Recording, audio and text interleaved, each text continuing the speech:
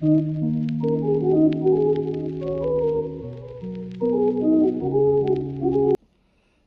दोस्तों, तो आज का अपना टॉपिक है मसल्स ऑफ हैंड। तो आइए टॉपिक को शुरू करते हैं। अगर मैं बात करता हूँ मसल्स ऑफ हैंड की, तो हैंड में कितनी मसल्स होती हैं? 20 मसल्स प्रेजेंट होती हैं एंड अपन उनको डिवाइड करते हैं 4 ग्रुप्स में। That are thenar muscles, hypothenar muscles, lumbricals and interossei. Thenar कितनी होती है? 4 होती है। हाइपोथिनार भी 4 होती है, लंबराइकल भी 4 होते हैं एंड जो इंट्रोसियाई है वो दो ग्रुप में डिवाइड होते हैं। That are palmar interossei and dorsal interossei. जो पाल्मर है वो भी 4 है, जो डॉर्सल है वो भी 4 है। इसके बाद अगर मैं हर एक ग्रुप की प्रॉपर बात करता हूँ, तो अगर मैं बात करता हूँ थिनार मसल्स की, तो थिनार मसल्स से क्या मतलब है कि ये वो मसल्स होगी जो कंट्रोल करेगी मूवमेंट्स ऑफ थंब को। एंड इसमें 4 हैं। तो कौन कौन सी होगी 4 मसल्स? कि आप इसको याद रख सकते हो, जो थंब के मूवमेंट्स होते हैं। थंब में कौन कौन से मूवमेंट्स हो सकते हैं? ऑब्वियस सी बात है, फ्लेक्शन, एक्सटेंशन, एबडक्शन, अपोजिशन, ये मूवमेंट्स हो सकते हैं। तो उसी के नाम से मसल का भी नाम होता है। That is abductor pollicis brevis, flexor pollicis brevis, opponens pollicis and adductor pollicis. जो ऊपर की 3 है उनको सप्लाई करती है मीडियन नर्व, एंड जो एडक्टर पॉलिसिस है उसको सप्लाई करती है अल्नर नर्व। इसके बाद अगर ये नर्व डैमेज हो जाए तो ऑब्वियसली बात है मूवमेंट अफेक्ट होंगे। अगर मीडियन नर्व की इंजरी हो जाए तो उस केस में कौन से मूवमेंट अफेक्ट होंगे? तो उस केस में ऑब्वियसली बात है अपोजिशन लॉस हो जाएगा, फ्लेक्शन नहीं हो पाएगा एंड एबडक्शन भी नहीं हो पाएगा। अगर रेडियल नर्व की इंजरी हो जाए तो एक्सटेंशन अफेक्ट होता है। अगर अल्नर नर्व की इंजरी हो जाए तो उस केस में एडक्शन अफेक्ट होता है। इसके बाद अगर मैं बात करता हूँ हाइपोथिनार मसल्स की, तो यहाँ से क्या मतलब है कि ये वो मसल्स होगी जो कंट्रोल करेगी मूवमेंट ऑफ लिटिल फिंगर। इसमें भी 4 हैं और इसके भी नाम कुछ थिनार जैसे ही हैं, ठीक है।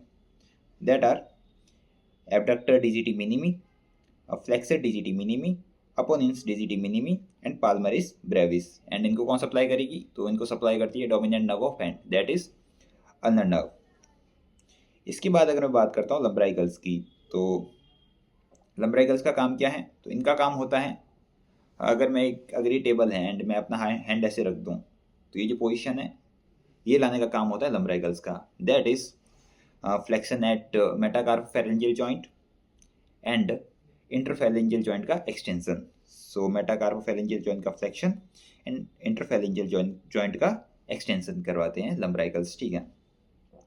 लंबराइकल्स के भी 2 ग्रुप होते हैं, ठीक है। That are lateral and medial. जो लेटरल है वो भी 2 हैं, जो मीडियल है वो भी 2 हैं।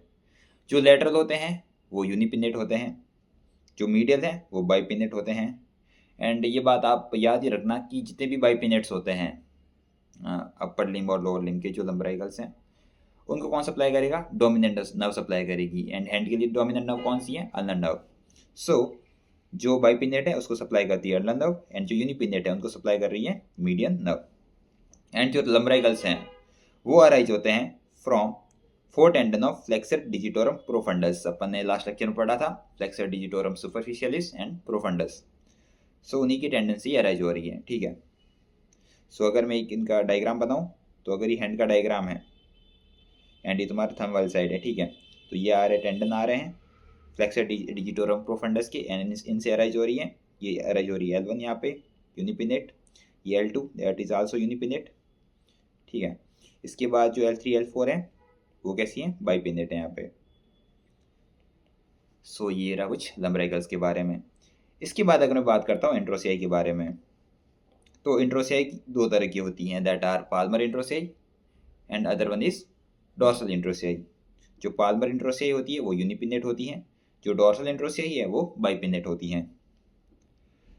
एंड जितने भी इंट्रोसियाई होते हैं, अगर बात करता हूँ मैं अपर लिम्ब और लोअर लिम्ब की, ठीक है, तो उनको कौन सप्लाई करेगी? डोमिनेंट नर्व सप्लाई करेगी। हैंड की इंट्रोसियाई को कौन सप्लाई करेगी? अल्नर नर्व सप्लाई करेगी। एंड अगर मैं इनकी एक्शन की बात करता हूँ तो उसके लिए एक निमोनिक है, एक तो पैड एंड एक डैप। यहाँ पे पी से मतलब क्या है? पी से इसका मतलब है पाल्मर इंट्रोसियाई एंड इसका काम क्या होगा? एडक्शन कराना। एंड जो डॉर्सल इंट्रोसियाई है उसका काम होता है एबडक्शन कराना। अब हैंड में अपन एबडक्शन और एडक्शन कैसे देखेंगे फिंगर्स का? तो इसको देखने का तरीका होता है मिडल फिंगर को एट रेस्ट रखो एंड बाकी का मूवमेंट कराओ। This is abduction and this is adduction, ठीक है। सो जितने भी पाल्मर इंट्रोसियाई वो कैसे यूनिपिनेट हैं। ये हो गया P1 हो गया, ये P2 हो गया, ये P3 हो गया, ये P4 हो गया। एंड अगर आप यहाँ पे ध्यान से देखो तो मिडल फिंगर के लिए कोई पाल्मर इंट्रोसियाई नहीं होता। एंड जो P1 है थंब के लिए इंट्रोसियाई, वो प्रेजेंट हो भी सकता है और नहीं भी हो सकता, ठीक है। इसके बाद अगर मैं बात करता हूँ डॉर्सल इंट्रोसियाई की, तो इसका काम क्या है, एबडक्शन कराना, ऐसे दूर ले जाना फिंगर्स को, ठीक है। एंड ये कैसे होते हैं, बाइपिनेट होते हैं। सो ये रहा P1, ये रहा P2, ये रहा P3 एंड ये रहा P4। एंड अगर आप इस डायग्राम को ध्यान से देखो तो जो थंब एंड लिटिल फिंगर है उसके लिए कोई भी डॉर्सल इंट्रोसियाई नहीं होता। एंड जो मिडिल फिंगर है उसके लिए 2 डॉर्सल इंट्रोसियाई होते हैं। इसके बाद एक नोट पॉइंट है, दैट इज कि जो डोमिनेंट नर्व ऑफ हैंड है वो कौन सी है, अल्नर नर्व है, अपन ने पढ़ा है। एंड जितने भी एडक्टर्स होते हैं, जितने भी बाइपिनेट्स होते हैं एंड जितने भी इंट्रोसियाई होते हैं, चाहे वो अपर लिम्बो चाहे वो लोअर लिम्बो, उनको कौन सप्लाई करेगा, तो उनको सप्लाई करती है dominant nerve of upper limb और लोअर लिम्ब।